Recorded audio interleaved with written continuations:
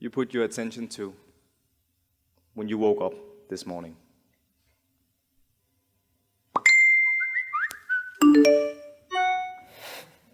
Do you feel that? That neural itch?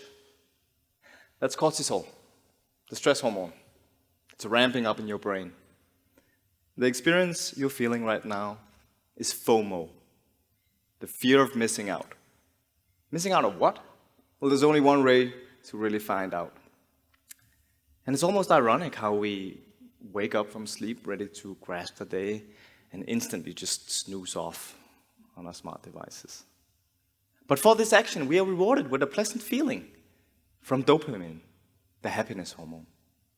Now, somewhat this odd 21st relationship, somewhat like that of Pavlov's dogs, which you might recall from your psychology class. Now, Pavlov's dogs would hear a bell ring and they would instantly start to drool because they believed there was going to be food. And similarly, we hear a sound, we feel a vibration, or we see a red number, and we instantly think that someone is thinking of us, right? So we check. And in this case, it was just a spam mail, but maybe next time, right? Maybe next time someone is thinking of me. Now this is the captivating power of digital addiction. Now maybe you are one of the ones who actually looked at your devices with a purpose, conscious, searching for something. In that case, great. Keep going. And do share how you practice this habit. Now, most of us here, if not all of us here, are born before the internet. I was born before the internet as well. And I recall how the dark offline times were like back when likes were something unquantifiable, right? Back when you were actually bored at times. But we need to realize something, and that is that we are the last offline generation. Right? We are the last frontier, and so we have a responsibility. Because everybody who's born today are born online, and they will live online. So we need to leave a legacy for them. Because since the introduction of the smartphone, the borderline between on and offline has been blurred out. I mean, how many of you have been to a meeting where someone's like, yeah, let's have a meeting? Right? Are you expecting a call? No. Try ask them about this smartphone lying on the floor, on the table in front of them. Most of the time, they won't really have a straight answer for it. And that's because since the introduction of the smartphone, it's really just removed the aspect of boredom. It also removed the break. And for better and for worse, right? Now, in case that you should be bored during my TED Talk, I'd love to have you contribute to the overall theme. The average smartphone user checks his phone to a good 75 times during a day. Now, assuming 16 waking hours, that's roughly every 12 minutes. So let's see how many in here actually applies to that survey, right? And that's okay. I mean, we are highly dependent on our devices on a daily basis. And it's not really the fear of boredom that we have anymore. It's basically the fear if our devices will survive the duration that we have to be bored. Right? This is stress right here, if you want to see it in a picture form. And that's because this thing that you're now holding up towards me is somewhat like a godly device. Right? It's a fountain of wisdom. It's my all-seeing eye. On this, my voice can be heard on the other side of the world, as we heard earlier as well. However, it's not like any other technological tool that we have developed. It's not like the hammer, which is passive, only active once we wield it. The smartphone knows us, it nudges us, it's active.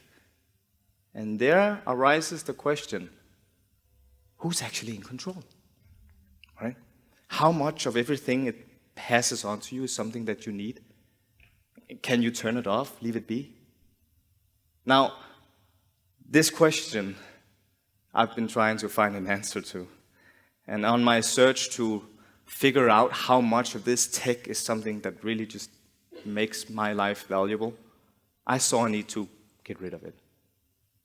And so I went traveling and tried to find a place where no tech exists, and went to Bangkok to become a Buddhist monk. Becoming a Buddhist monk requires you to leave everything that is you behind. Ego, ownership, it all.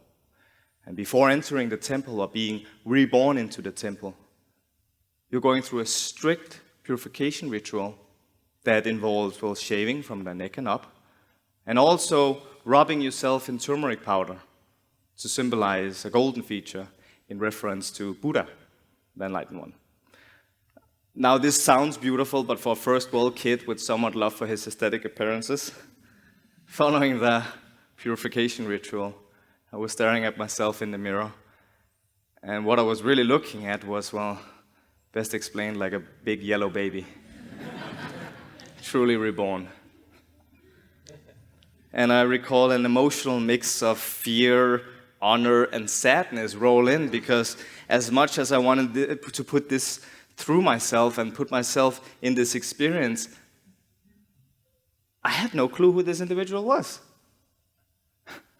I couldn't recognize myself. I was on a venture to find out who this guy was. And I truly got to spend time with the big yellow baby, especially during the Bintabat. Now, the Bintabat is the Buddhist alms round. Now, as a Buddhist cannot own anything, he must be given everything he eats. And so every morning at 7 o'clock, a monk would walk barefoot through the city streets and receive alms in exchange for blessings. And school children and elderly couples and policemen were waiting for their morning blessings. It was a great experience. But I don't know how many of you have been to Bangkok, and it's not really a city that you want to walk barefoot around in, right? So, being peaceful as a monk, you would walk around, but still, in your head, you would think, is this the right way I'm going, right? Is this the correct blessing? Is that a cat? No, that is a very large rat, apparently. And fear becomes a companion on the streets. However, fear is also a great teacher, because fear, the only way to get rid of it is to understand it, is to learn about it. So I was set to learn more about this practice as a monk. And what we studied was the Buddhist precepts, which is basically the laws of Buddhism, that basically requires an individual to separate desire from life, or need from wants, and so on. The only problem with this was that the precepts were written in Pali, equivalent to Latin, but for Eastern Asia. I basically didn't speak any Thai. My teacher didn't speak any English. But luckily, in this tech-free heathen, every monk has a smartphone. Who would have known? Because it doesn't say anywhere in the Buddhist precepts that a monk cannot own a smartphone. I'm guessing Buddha didn't think of that. But this was really just a device for wisdom and knowledge, and he used it for scalable teaching and learning. It was amazing to see how he actually used this technology. He might even have a Twitter account, I'm not actually sure. And for us, it became a bridge between this gap of translation. Now, firsthand, I experienced that technology truly augments the human experience. And I could talk with him. And in our dialogue, he specifically introduced me a lot to meditation. And meditation is not new to me at that point, but I guess I was surprised of how deep it actually goes. I've always thought that meditation is about controlling your thoughts. It's actually about not letting your thoughts control you. And we think a lot, right? I think a lot. And especially on the Bintabat, you would think a lot. However, the aspect of meditation, a practice of this, gives you a depth and a clarity of what's actually going on. And we would practice this by sitting, standing, walking, and then it came to me, why do anything in life if we're not present in it? I came to understand that every monk serves a purpose or has a responsibility. And my responsibility was not in the temple. I had to go home for that. And that is today to bring back this break that the smartphone removed and make this break into a moment of clarity, a practice of presence.